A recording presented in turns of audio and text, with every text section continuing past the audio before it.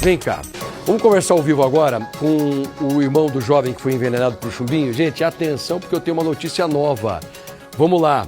Você que está acompanhando a gente, esse aqui é o Marcos. Obrigado, viu, Marcos? Eu quero compartilhar essa notícia já porque São Paulo e o Brasil acompanham esse drama. E, Marcos, eu quero que você saiba que está todo mundo torcendo por sua família, tá?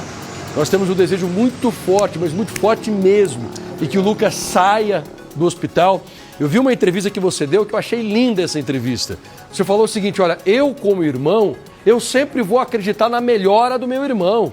Eu sempre vou pensar positivo. E o Lucas vai sair de lá. E você falou com tanta força, rapaz, que o teu irmão vai sair de lá, que todo mundo começou a acreditar nisso. E veja bem, depois que você falou isso com tanta força, o teu irmão melhorou no hospital, rapaz? Melhorou. Ontem a gente foi lá no hospital e meu irmão, 17 anos, que mora com ele lá, né? Tava doido pra ver ele, que ele não tinha conseguido visitar ainda. Aí ele entrou e o batimento do Lucas tava ali em 80. Aí meu irmão começou a conversar com ele, trocar ideia com ele, falar sobre o carro que eles têm, o Fusca. E nisso o batimento do Lucas começou a dar uma resposta, começou a saltar para 88 e começou a acelerar. Aí isso foi dando indícios que ele tá melhorando, conversamos com os médicos, a sedação do Lucas foi retirada. Então, ou seja, o Lucas agora ele pode acordar a qualquer momento, como os médicos falaram, ou pode levar um tempo por causa dos medicamentos que ele estava tomando. Mas agora depende mais do Lucas. Ele está mais dependendo tanto de aparelho não para respirar, e nem só dos medicamentos mesmo, só para manter ali, porque ele está fazendo hemodiálise e tudo. Mas o Lucas agora ele está bem fora de correr algum tipo de perigo. Está mais por ele mesmo agora sair dessa situação. É mais a força dele agora.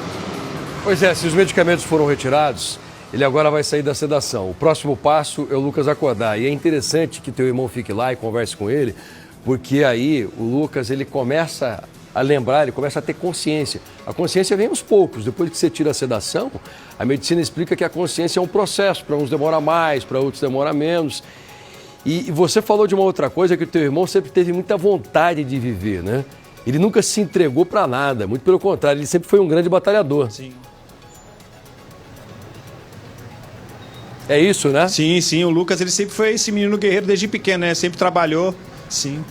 Ele sempre trabalhou muito, sempre focou em casa. Então ele é um menino alegre, ele literalmente gosta de viver a vida. Tem a foto dele em cima do Fusca, viajando, que ele foi daqui para Minas, viajando nesse Fusca dele, curtindo cada paisagem, curtindo cada momento. E é um menino que ele gosta de estar vivo. Vocês já estão fazendo planos para a recuperação dele, para a volta para casa? Como é que vai ser depois que ele sair do hospital?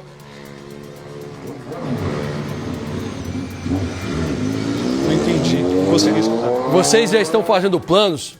Acho que passou um carro rapidinho aí, né? Eu vou repetir. Vocês já estão fazendo planos porque ele vai sair do hospital. Como é que vai ser a volta depois disso?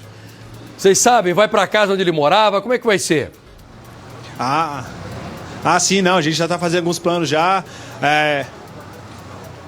Ele já vai começar a morar pra cá com a gente, vai para perto dos irmãos, que ele morava um pouco longe da gente. Então já vai estar morando pra cá e com certeza aquele churrasco vai acontecer quando ele sair do hospital. Isso aí não tenha dúvidas. Ô Marcos, eu quero falar de uma outra coisa que eu sei que incomoda também o teu coração, porque agora é aquele assunto que você teve que ter muita coragem para chegar e abordar, que é sobre o seu padrasto. Eu lembro que quando você foi à delegacia, você foi indignado para falar o seguinte, olha, o meu padrasto não é a pessoa que ele está pintando por aí. Ele está dizendo uma coisa, mas na verdade nós conhecemos a real identidade dele. E foi aí que a delegada que investiga o caso, ela acabou virando a chave, porque a própria delegada disse, olha, eu estava investigando a tia do Lucas, a tia por consideração, mas quando os irmãos chegaram aqui e me deram informações sobre o padrasto, eu comecei a investigar o padrasto. E foi por causa do depoimento de vocês que a delegada ontem conseguiu colocar o teu padrasto na cadeia. Como é que foi para vocês ver a prisão desse homem?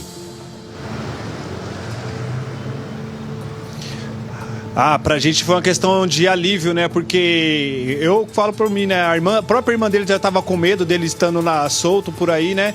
E se ele foi capaz de envenenar meu irmão, se ele é capaz de fazer tudo o que ele fez, eu não duvido dos limites de onde ele poderia ter chegado. E ver ele sendo preso, ver ele pagando por aquilo que ele fez pro meu irmão, isso aí é uma sensação de alívio, né? De justiça cumprida para com o Lucas. Que tipo de sentimento você acha que o teu padrasto tinha ou tem pelo Lucas? é um sentimento de obsessão mesmo, né? Eu ouvi algumas pessoas falando que ele amava o Lucas, que ele tinha um relacionamento com o Lucas. Ele não tinha... o que ele tinha pelo Lucas era obsessão, né? É que meus irmãos, como foi ficando maior de idade, foi saindo de casa, então ele foi percebendo que estava perdendo aqueles que ele achava que amava, né? Mas era uma obsessão mesmo que ele tinha pelo Lucas. Que tipo de obsessão é essa? Porque ele não chamava o Lucas de filho ou chamava? Sim, ele falava filho, chamava de filho e tudo, mas ele tinha uma obsessão de apego mesmo, sabe, bem, é meu. Ele não queria perder o Lucas pra nada, ele queria que o Lucas ficasse ali na vida toda com ele, debaixo dele, fazendo as coisas que ele pedia, como dentro de casa, não queria que o Lucas vivesse a vida dele. Então ele é um dominador. Nós temos muitas pessoas com essa característica que elas acabam escravizando todo mundo, sabe? É como se a família inteira, os amigos, o trabalho, todo mundo tivesse que ficar embaixo das asas. E a pessoa fica lá no trono, ela que dá as ordens, ela que dita as regras. E essas pessoas são tóxicas porque elas demoram para ser desmascaradas, né? As pessoas ficam ali controlando a vida de todo mundo. E quando quem está sendo dominado percebe, às vezes já é tarde demais, você perdeu boa parte da sua vida. Os seus outros irmãos sentem o mesmo do que você está falando agora? Eles também viam o seu padrasto como um dominador? Sim. Entre os irmãos o sentimento é o mesmo em relação a ele, que ele era esse demonador, que ele era esse cara possessivo, que ele era esse cara querendo manipular a situação o tempo todo a favor dele, nem que para isso precisasse chorar, sair no chão, espernear. Então ele sabia muito bem como fazer as coisas. Ele tem a cara de bobinho, mas ele é um cara muito sagaz, ele é muito inteligente naquilo que ele sabe fazer, entendeu? O Renato Lombardi quer fazer uma pergunta. Antes só, Lombardi, me desculpa. Só para aproveitar esse mesmo gancho que você está falando, tudo bem, vocês perceberam isso, mas você também usou uma expressão ontem dizendo que a sua mãe, ela era extremamente submissa ao seu padrasto. Por que você acha isso? Por que ela aceitava, então, tudo que o seu padrasto fazia para a família? Por que ela aceita isso?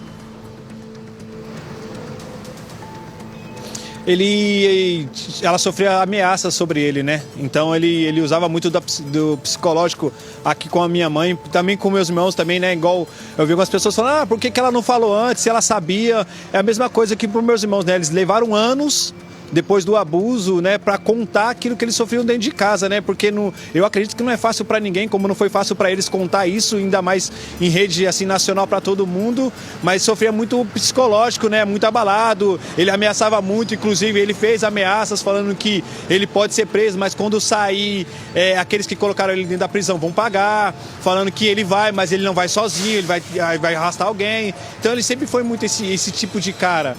Mas é aquela, né? Para os meus irmãos, por um momento, quando eles eram pequenos, achavam que aquilo ali era uma proteção, que era um cuidado, e não viam como esse cara estava tentando manipular toda uma situação. Eu já fiz muitas matérias sobre isso e eu já vi o seguinte, que pessoas dominadas, muitas vezes só com terapia ou com algum tipo de auxílio de alguém de fora, para conseguir enxergar e encontrar força para sair desse caminho, né? Lombardi. Ô Marcos, muitas pessoas me perguntam nas redes sociais, inclusive, o que o Passaia primeiro acabou de dizer, exatamente essa, entre aspas, passividade da sua mãe diante desses problemas todos, que um dos seus irmãos contou aqui no dia em que ele tinha 14 anos, ele foi embora de casa. Ao mesmo tempo, queria perguntar para você, como muita gente me pergunta, e eu não sabia a resposta, quem sabe você possa dar agora. E o seu pai? E o pai de todos vocês, o pai biológico? Onde anda? Então, quando eu tinha 9 anos, o meu pai, ele faleceu, né? Aí minha mãe tinha 3 filhos, ela conheceu o pai dos meus outros irmãos, que são... Aí ela teve mais 4 filhos com esse rapaz, aí ao todo somos em 7, só que ele também acabou falecendo com um tempo, e com esse atual dela, ela nunca teve filho com ele, entendeu? É só os filhos que, quando ele chegou, ela já tinha 5 filhos que moravam com ela ainda, aí ele meio que assumiu esses filhos e viveu com ela até hoje. Ô Marcos, eu vou te parabenizar pelo seguinte, porque você teve uma postura muito bonita, que foi a de defender sua mãe, sabe por quê? Só quem está vivendo, né, dentro sabe de todas as dores. E eu começo a juntar as peças aqui, eu imagino o seguinte, agora eu estou tentando entrar na cabeça dessa mulher, porque a coisa mais fácil que tem, gente, é jogar pedra. Você já ouviu falar que o ódio muitas vezes provoca prazer? É o amor que exige um pouco de desprendimento, um pouco não, desprendimento total. O amor exige cuidado, exige esforço. Já o ódio dá prazer, porque a pessoa que xinga, que julga, ela sente prazer no que ela escreve. Ela vai nas redes sociais e começa a falar, mas essa mulher que as pessoas estão acusando, ela infelizmente é viúva 2 vezes, olha o sofrimento dela, viúva 2 vezes, 7 filhos para cuidar, e de repente ela encontra um homem que é dominador, mas era um homem que estava com ela, que ajudava a pagar as contas, um homem que, bem ou mal, estava ajudando a criar os filhos. Então tem que compreender a tua mãe que ela foi uma baita de uma guerreira, né? Ela fez o pouco que ela podia, ou muito. Sim, sim. Sim.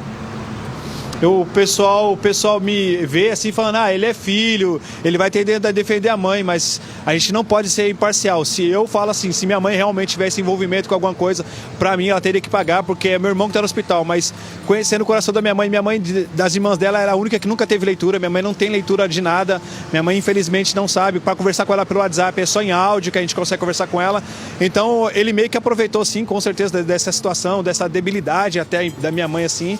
Então aí é complicado, é fácil eu chegar aqui e falar, fulano, bitano, sem saber a fundo, sem viver. Eu vi algumas pessoas criando vídeos, xingando minha mãe, envolvendo a gente, porque o que o pessoal quer é like, o que o pessoal quer é hype, o que o pessoal quer é uma oportunidade de ganhar seguidor em cima, mas a gente está tranquilo, a gente sabe quem é a nossa mãe, a gente sabe do nosso coração, a gente sabe que a gente está tendo que viver como família aqui agora, né, juntando os pedaços. Meu irmão de 17 anos falando que precisa de um psicólogo. Então é só a gente que está vivendo realmente sabe o que está acontecendo aqui. Rapaz, então tua mãe é analfabeta também, veja só, ajuda com certeza a entender melhor a atitude dela, de passividade, de aceitação. Uma senhora, viúva 2 vezes, mãe de 7 filhos, analfabeta, que você sabe que para conseguir um trabalho vai receber muito pouco, sozinha, analfabeta, para cuidar de 7 filhos é difícil. Então é uma mãe batalhadora, rapaz, você é filho de uma mulher guerreira. Essa é a grande verdade. E muita gente chegando agora, são 12 horas e 21 minutos, deixa eu te colocar na conversa. Eu estou conversando com o Marcos, que é irmão do Lucas, aquele menino que foi envenenado, provavelmente com chumbinho, porque o Marcos está aqui para falar da melhora dele. Ele teve uma melhora sensível, tanto que agora o medicamento já foi retirado e ele pode acordar a qualquer momento. Eu acho que a maior expectativa de vocês agora é pelo despertar do irmão de vocês, né? Com certeza, com certeza. O tempo todo atento ao celular, o tempo todo torcendo para o hospital ligar, falando que ele acordou, que ele está consciente, que ele está pronto para só de alguns dias ficar lá como em observação e sair para casa. O que a gente mais espera é ver o Lucas com o Fusca dele de novo, sendo feliz, tá lá as peças lá na casa lá do Fusca que ele comprou nova para colocar nos Fusca. O que a gente mais quer é ver esse menino alegre, fazendo o que ele gosta de fazer, entendeu? E vivendo a vida que ele sempre viveu. Valeu, Marcos. Aquele abraço pra você, abraço em toda a sua família, tá? E força pro Lucas, porque ele vai sair dessa e nós vamos anunciar aqui. Obrigado. Valeu, guerreiro.